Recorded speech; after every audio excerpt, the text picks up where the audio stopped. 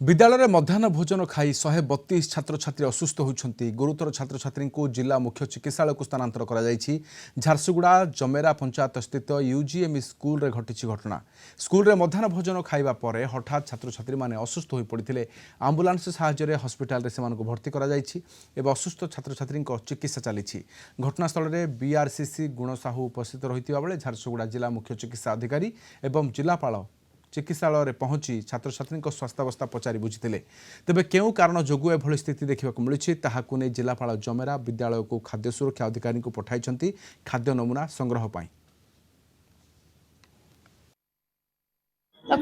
Doctor diagnosis food poisoning directly दे नहंती जहाँ सिम्पटम पिलांकर होची मु संसारे कथा हेली से कहउछन्ती स्टमक पेन होची तो एबे मु समसम पचारली काहाको एबे किछि सिम्पटम नाही। एठी जहाँ को मु भेटी 15 जण पिला वर्तमान